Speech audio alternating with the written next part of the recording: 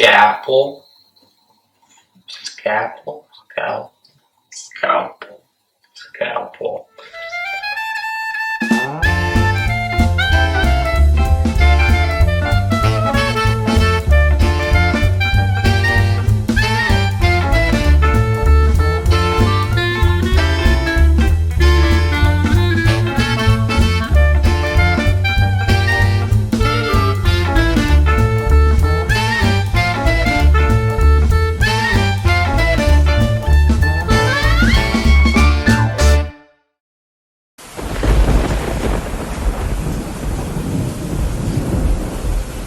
Hello and welcome to Aperture Hour, and today we're going to be talking about Pet Sematary.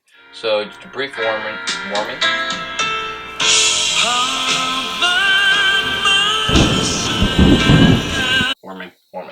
Brief warning. There is a spoiler alert in effect because, well, it's a movie review, so we're going to be talking about the movie. And if you don't want to hear the end of this or get any spoilers, click off this video now. Go watch the movie and come back. It's a good movie. It really is. So we're going to start off with a brief summary of the story. So, all right. So we got a normal family, very average, 2 kids, husband and wife, and a cat named Winston Churchill, which they call Church. They just moved to this off the grid kind of house. But on this like busy road, and it's like a main thing that they're like, this road is really dangerous. This road's really dangerous. It's Oh, and for the record, it takes place in Maine. So you get some set. Okay, I didn't know that. Oh, yeah. Judd, who is the neighbor from across the street, takes them up to the Pet Sematary, which is this place where they bury all the pets. They grow into a pet tree. Yeah, that died in the road. It's foreshadowing. That not die in the road. No, a lot of them die in the road, but not all of them. And so they bury them there. Anyway. And then, so the husband is a doctor, and he's working at the college. Yeah, high school, University of Maine, I think it is. Okay, something like that. And on his first day, there's this kid where his brain is showing. He got hit by a truck, and he does not make it. And his name is Pascal, and he is reoccurring in this. It shows up as like a ghost, kinda. Pascal takes him up to that place, the Pet Sematary, right? And shows him there's this deadfall, which is basically like a bunch of fallen trees, a huge mess of trees. And he tells him, "Don't go." Wall of dead trees. And he says, "Don't go beyond this point. The barrier is not meant to be broken." And then later, cat dies.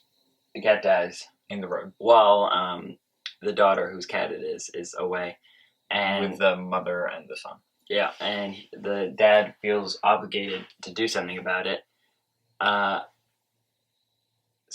But he heard the warning about this place that is like beyond the Pet Sematary. The pets come back to life and walk around. And Judd takes him there, and he buries the cat. Next day, it comes back, seemingly normal. It's a little more aggressive. Another important thing is that the mom has trouble coping and dealing with death because her sister got super sick and had spinal meningitis, which basically just contorting. Her spine was basically just being twisted. And so the day her sister died, she was alone in the house and her parents weren't there, so she kind of had PTSD. Yeah, from that. And then the kid dies. Their son dies. Also gets hit by a truck. Mm-hmm. Yeah. And so they're all, coping with everything. And Lewis, who's the dad, right, tells Rachel, who's the wife, he says, "Well, why don't you go stay with your parents? Take the kid. I wonder how, I wonder why." Ooh, take the kid. Ooh. Oh my God. Take the kid, the daughter, who is Ellie, and go to your parents. And you can cope there. I'll be there in a few days. Just need to finish some stuff at home. Yeah. He's not really planning to come there. What he does is he digs up his son's grave and he buries him in the pet cemetery. So basically, just to clarify, there's 2 pet cemeteries. One's harmless, one brings things back from the dead. Yeah. And so, well, the baby doesn't come back exactly too nice. No. He's an evil baby. Mm-hmm. Very. So he grabs a scalpel from his dad's bag and Goes over to Judd's house. Yeah. And slowly murders him. Mm-hmm. First taunts him and then murders him. Yeah. And then... Oh, an important thing. The wife is trying to come home at this point. Yeah. Because she's like, something's wrong. I need to go back to my husband. So she's on her way home. I think she's gotten visions of Pascal. Yeah, she's gotten Pascal too. And the daughter is saying stuff about her dad. And so then her mom's on the way home. She gets there and she goes to Judd's house because she had called Judd on the phone and was like, what's going on? And he was like, come here. And, well, guess what happens? She also gets killed. And then Lewis wakes up in the morning, sees his scalpel missing. It's over to Judd's house and gets attacked by his son. Well, first he kills the cat because this little cat, not too nice here. They kind of team up, the cat and the baby. And so he kills the cat, goes into the house. He has a bunch of, I think, morphine. Yeah, morphine. And takes one out, kills the baby. Finally. Then he blows up the house. But do you know what he takes with him? Oh, right. Forgot about that. His wife. His wife's dead body. Uh-huh. And Pascal tries to warn him one last time. He's like, well, it's fresh this time. It's going to work. Yeah, it's going to work. She's going to be all nice. She just died. You know? And shockingly, the wife comes back. Who would have guessed? You know? Who would have guessed? And just as bad. You know? Doesn't matter how fresh the corpse is. You know? Yeah. And, you know... They have this nice reunion. They kiss. And she grabs a knife from the table, and then the movie ends. Yeah. But he dies. So yeah. As we know, every movie has good and bad. There's no perfect movie. I was gonna say there's no horrible movie, but I know some pretty horrible movies. Have you seen Jack and the Cuckoo Clock Heart? Have you seen it? No, but you told me about that. It's so bad. It makes no sense. It's not a bad movie. Fantastic Four is pretty bad. Have you not seen Fantastic Four? The one with Chris Evans? No, the newest one. I Literally, haven't it's like seen that. Yeah, exactly. It's pretty bad. Anyway, back to topic. The one thing I loved about the movie, in a way that I didn't love, if this makes sense, is the creepiness. Yeah, exactly. It did a great job. Sorry. Good job. It did, like, a good job of scaring you. Yeah. It wasn't, but at the same time, it wasn't, like, all blood and guts, you know? Yeah, most of it was creepy music and, like, child laughter. Yeah. Which...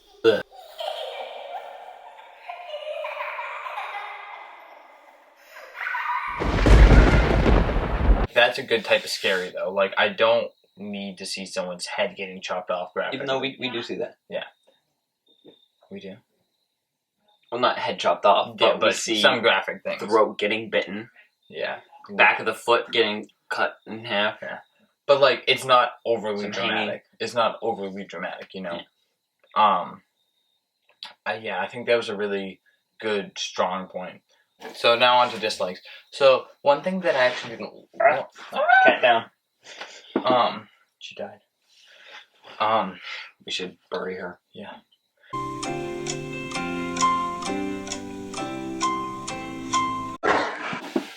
Okay, so one thing we didn't love about the movie is the fact that Ellie, the daughter, never really had a proper ending. So she was having these nightmares and dreams and just like visions. Yeah, that's a good way to put it. Yeah. About what was happening, you know. And when her mom died, I think when Lewis buried Gage, like stuff like that. We just never got closure on like why, or what. They didn't do that in the book either, so it wasn't just the movie. But I just kind of wanted something. Like I wanted to know what happened to her. Yeah. And we do have a theory about it. So those of you who are fans of The Shining or just Stephen King better, you'll probably know about something called The Shine, which is like telepathy, kind of like mixed with like just mind powers. Yeah, that's the best way to put it. Just mind powers. And so basically, our theory is that she has the shine, and so that's what made her able to see these things that were happening or were going to happen. Yeah. For those who don't know, this is Stephen King as well. Yeah. I don't know if we can say this. Yeah. And so the shine, like, you can communicate with people. She didn't really show that, but she did show the other aspect of, like, being able to see things before they happen, warning, sort of, too. Yeah. And Pascal communicated with her a lot. Which I think the shine also goes with speaking with the dead as well, a little bit. And the shine, I'm pretty sure, is passed on, and her mom also spoke to Pascal and had, like, sort of her dad. Maybe it's just a family of shiners. I don't know. As with all books that become movies, there's differences. So we're going to talk about that right now. I read the book, he hasn't, but so there aren't actually too many differences. A fun fact, Stephen King was actually on the set most days because he was in the movie. Yeah, he did make a brief cameo in the movie as the pastor, maybe. At the funeral. I don't know if it's called the pastor. Yeah. But like the guy running Gage's funeral. Yeah, the ceremony. But anyway, so he was there on the set most days because he only lived at like 20 or so minutes away, if I'm correct. I might have this wrong. But also, the real big difference that, like, there are two big differences. Judd's wife. Judd's wife was in the book. She's named Norma. She's a pretty big part of the story, sort of. So she's there for a while. She lasts a decent amount of the book, but she has a heart attack. Lewis, who's like a doctor, like we said, does save her, but then she does eventually die. Got it. And then finally, in the book, there's this creature called the Wendigo, which is something that Native Americans believed in. Or not all Native Americans. I don't know a ton about which ones or whatever, but basically it was something of a creature that it was like emaciated and frail. Wolf deer. Yeah, and there's different portrayals of it. Like sometimes it has the head of a moose, a wolf, said deer, but it's always super frail and constantly hungry. So no matter how much it eats, it's always starving. And so when the Wendigo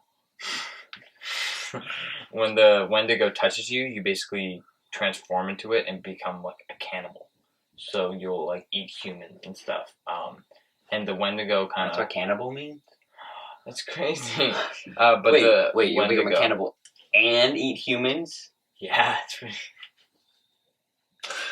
But the Wendigos in the book, it basically controls. They did hint at it in the movie with like a howl, like a contorted howl almost, and it's called. Oh, it's just the loons. Yeah. Which how would ducks make that noise? It's supposed to be like echoes, maybe. Okay. I have no idea. But it's the Wendigo. And in that scene, you said Judd was being controlled by the Wendigo to bring. He was kind of being like Lewis. Drawn to the area. Okay. By the Wendigo, and then he was also being drawn to bring Lewis to see the second cemetery. Yeah, and same thing happened to Lewis when his son died. He was drawn to bring Gage up to the Pet Sematary. And the whole idea in the book is the Wendigo's like causing everything. He caused Gage to die, and this is kind of in the movie too. They never name drop the Wendigo in the movie, but the Wendigo is like controlling it. Thinking next we could probably talk about some of the effects because it's an old movie, and you know. I was really impressed. That's something I did like about it. It was really good. It was like there was one moment where when Gage was evil, you could tell he was a doll being flung, like to attack Lewis. But the rest, it was really good. Like the scarring, the blood. It's like I believed it. Like Pascal's brain thing, like cutting of the.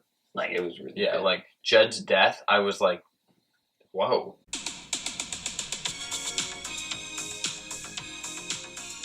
I did not expect it. It looks at really all. real. I real. mean, like, I wouldn't be surprised if that movie came out 10 years ago. The effects wise, obviously not like the quality, older cameras, but the effects look really. Yeah. I was impressed. We even saw a clip of for the newer Pet Sematary. We saw Judd's death, and it looked pretty much the same. Yeah, there wasn't a ton of difference. Yeah, it was still good. He died effects. Differently, but the effects were, pretty much the same. Yeah. Again, it was really impressive. Yeah. Like it was a great movie. I was terrified. Did a good job with that. We watched this at night. Yeah. In the dark. Like you were looking around the whole time. I was looking around, and that was just scaring me more. It was scaring me more as well. Yeah, because I was like, where is someone coming? I just. There's just a stuffed cat. Oh no. But is there anything else we want to talk about? I don't think there's just we need to cover. Yeah. Again, great movie, great effects. How would you rank this movie out of 10? 7? Yeah, I'd do 7, maybe 8. Okay. Movie. Okay, so 7.5? Yeah.